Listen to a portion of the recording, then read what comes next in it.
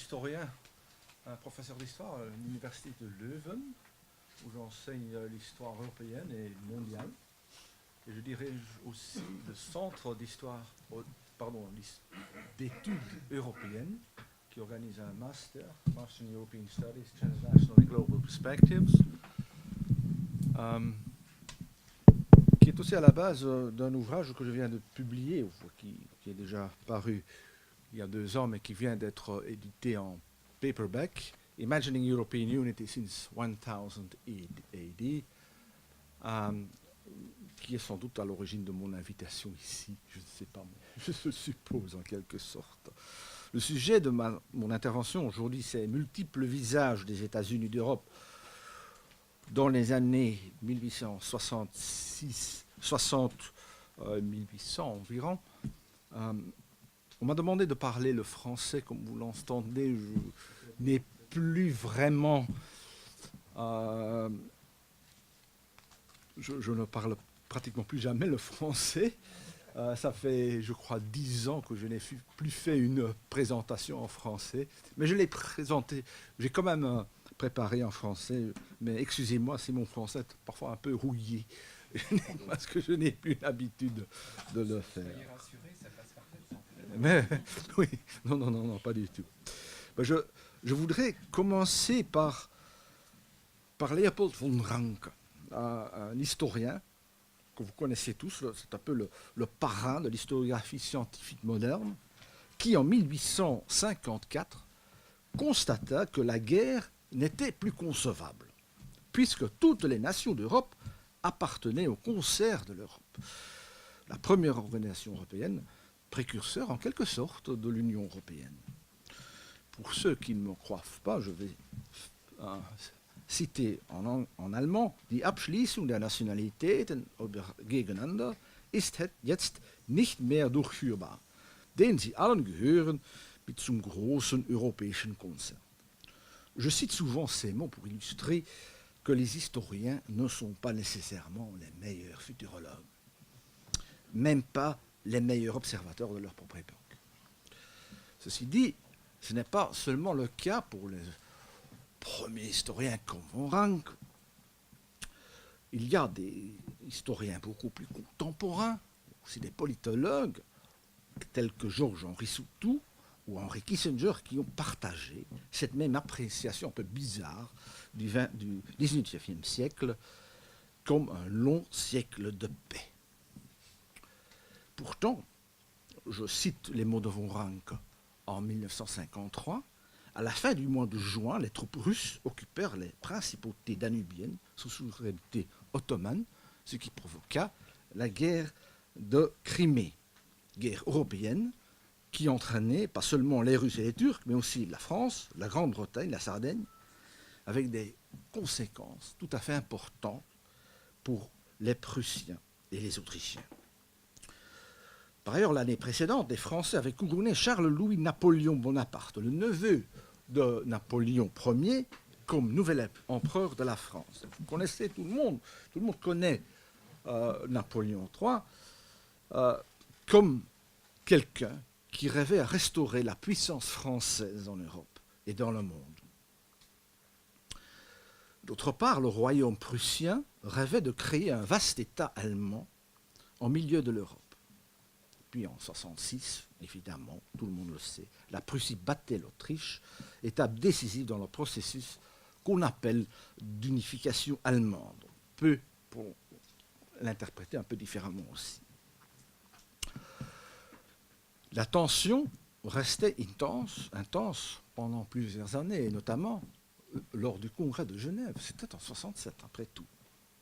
Il est clair, je crois, que les systèmes du concert créés au congrès de Vienne, qui était une combinaison de l'équilibre des pouvoirs, une ébauche d'institutions diplomatiques et de droit d'intervention, qui mettait la responsabilité de la stabilité diplomatique, la stabilité politique internationale aux mains des monarques, ne parvenait pas à garantir la paix, et encore moins un minimum de justice en politique internationale.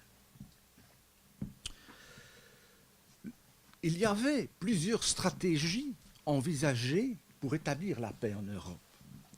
Et peut-être la plus réaliste et celle qu'on a mis en œuvre en premier lieu, c'est celle déjà suggérée par Émeric Crusset au XVIIe siècle, de pouvoir promouvoir la paix par le commerce.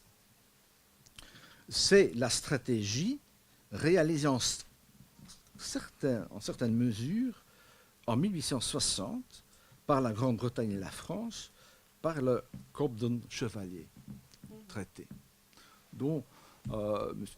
Renier a déjà fait allusion. C'est le début de la création d'un vaste marché commun basé sur des accords douaniers bilatéraux, qui sera suivi plus tard par des unions monétaires. L'idée d'un marché commun comme base économique restera un élément clé des projets d'une Union européenne. Même si l'idée de réaliser la paix à travers le commerce échouait spectaculairement, comme l'avaient d'ailleurs très bien prédit et anticipé des gens comme Jean-Jacques Rousseau et d'une toute autre façon, mais tout à fait intéressante, Johann Gottlieb Fichte. Si une intégration économique et commerciale reste le fondement des projets d'unification européenne, c'est sans doute pas tellement parce que ces relations et ces échanges commerciaux entraîneraient la paix, une idée bien naïve, mais plutôt parce qu'elle a des avantages économiques évidents.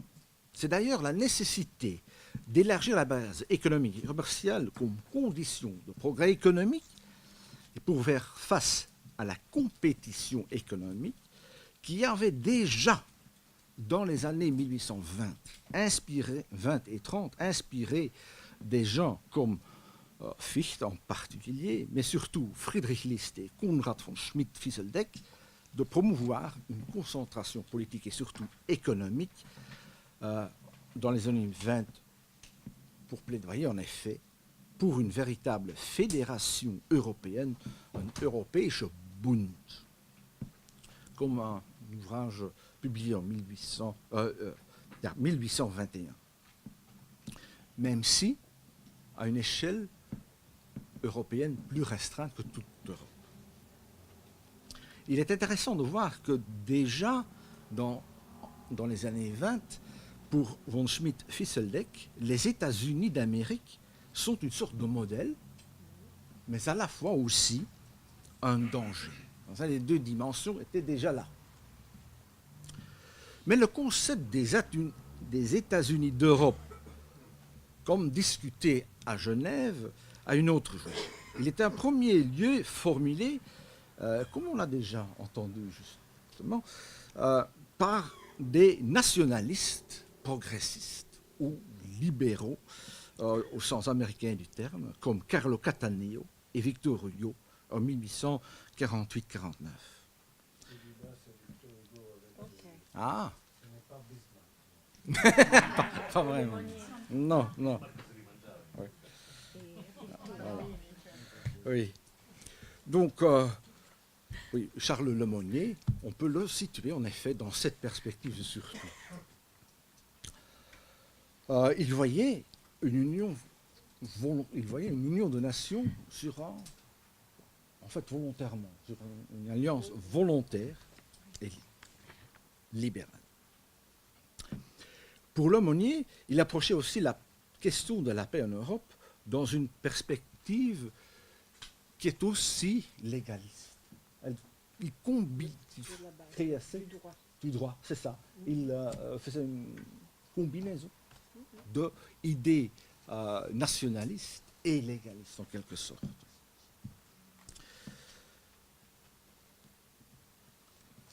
Le concept des États-Unis d'Europe renvoie évidemment aux États-Unis d'Amérique. En toute façon, il faut aussi prendre compte toutefois que les États-Unis en 1967 n'étaient pas les mêmes États-Unis d'aujourd'hui, ni même de celles des années 1820. Ce n'est qu'après 1848, après la guerre de Mexique, que le territoire américain resta plus ou moins sans trop de changements extérieurs jusqu'à aujourd'hui. Mais en fait, l'occupation réelle des territoires à l'ouest du Mississippi restait très nominale. De vastes territoires restent inorganisés et ne seraient institutionnalisés en État que plus tard. D'ailleurs, la guerre civile de 1960 redéfinit la nature des institutions et compétences des États et de la Confédération américaine. Il reste à déterminer dans quelle mesure les entrepreneurs ou les imaginateurs, je dirais, des États-Unis d'Europe comprenaient la nature des États-Unis d'Amérique. Dans son ouvrage clé, Les États-Unis d'Europe, le Monnier renvoie fréquemment à l'exemple américain, mais quand on lit ses propos, on a quand même l'impression qu'il connaît très mal la véritable nature des États-Unis américains. On a un peu l'impression que les États-Unis d'Amérique sont une grande Suisse. Ce n'est pas tellement le cas. Si on réfléchit plutôt à les propositions des États-Unis d'Europe faites à 67 et d'autres occasions, on peut d'abord réfléchir sur les frontières extérieures. En fait, dans ce que j'ai lu, mais je n'ai pas beaucoup lu de Monnier, j'ai l'impression que ce n'est pas tellement développé. Dans son ouvrage le plus important, il reste assez vague, il réfléchit surtout sur la possibilité d'unir non seulement des républiques, mais aussi des monarchies, de surmonter les oppositions dynastiques, cléricales et religieuses, patriotiques et nationalistes, mais qui, quand même, expriment dans quelle mesure c'est une vision pragmatique, mais fondamentalement républicaine. Les questions restent. Est-ce que l'Empire britannique est inclus? Je crois bien que pour le Monnier, c'est le cas. Il renvoie d'ailleurs souvent aux Britanniques, par exemple, à Robert Seeley, l'historien fameux, qui est aussi un important propagandiste de l'idée européenne. Les vraies questions du XIXe siècle concernent plutôt la Russie, l'Empire russe, et davantage encore l'Empire ottoman.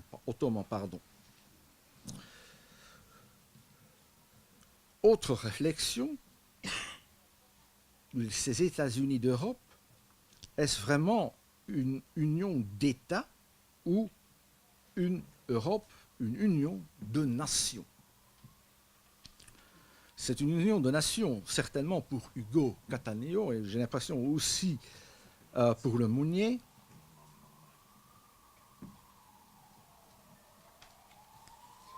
Mais ce n'est pas toujours aussi évident.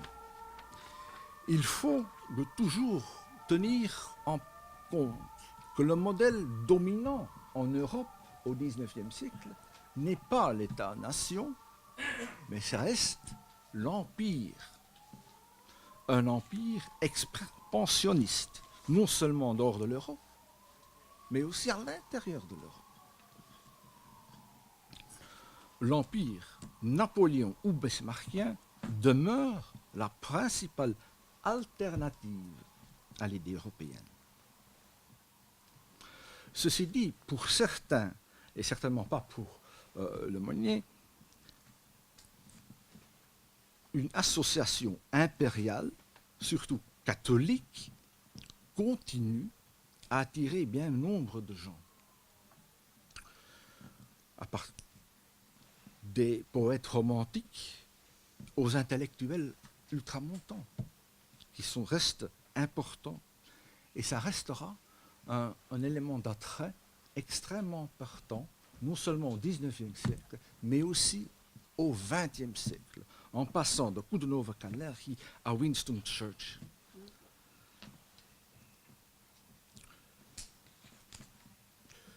Même dans la perspective fédérale, il y a des divergences importantes.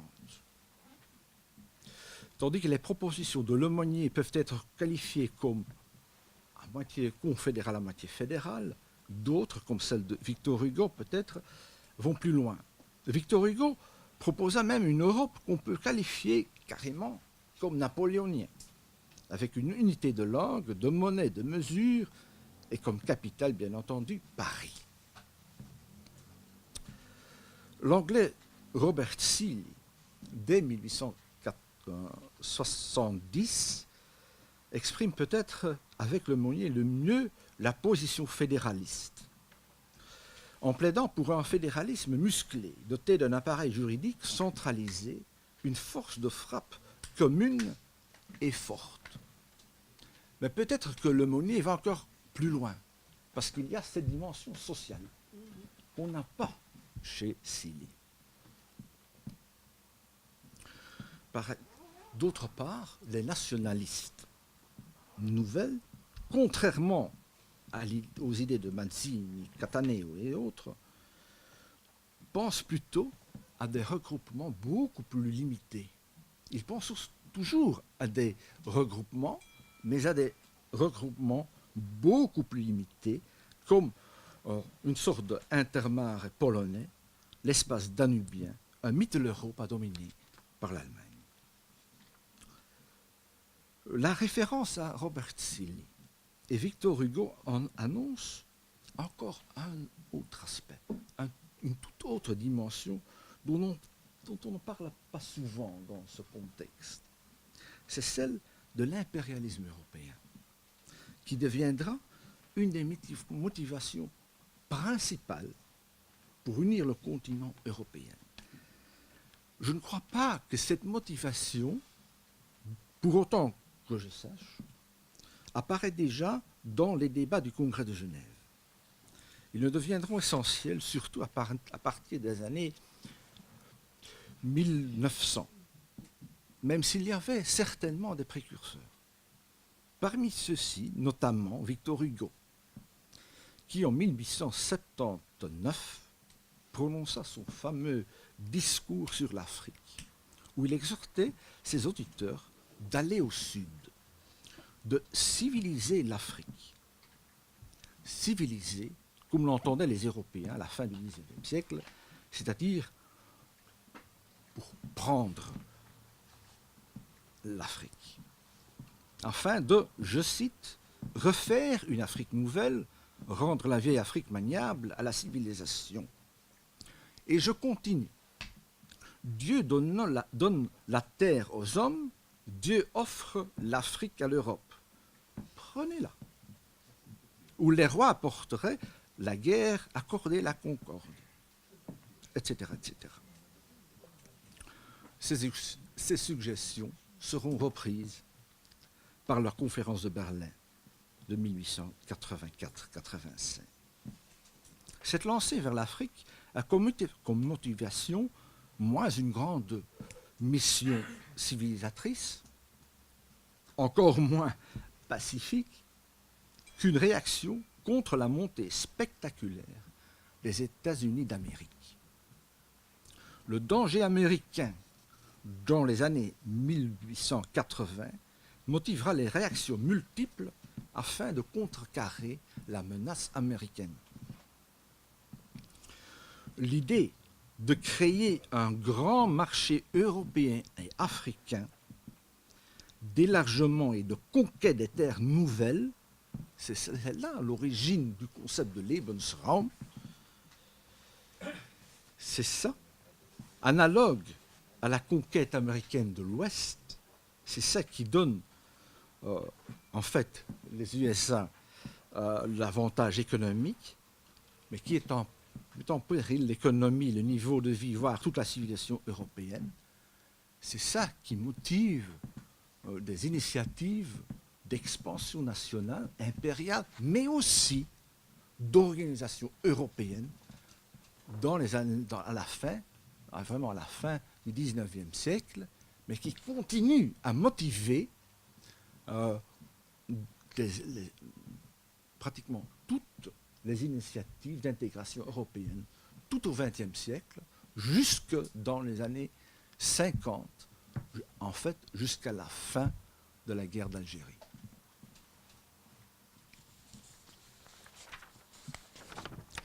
Ce dernier aspect n'est pas souvent évoqué dans les histoires et les commémorations de l'intégration européenne.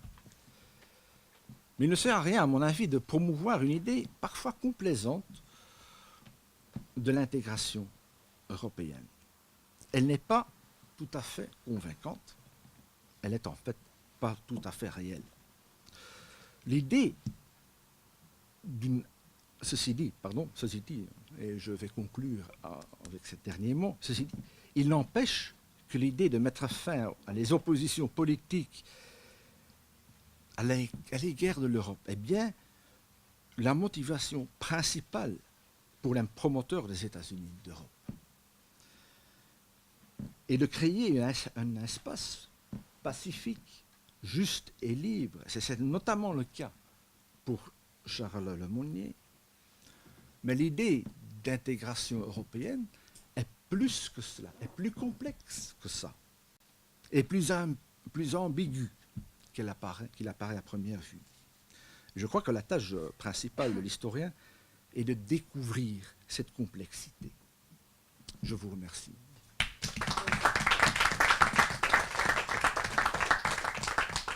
Et pardon, mon français est parfois un peu difficile.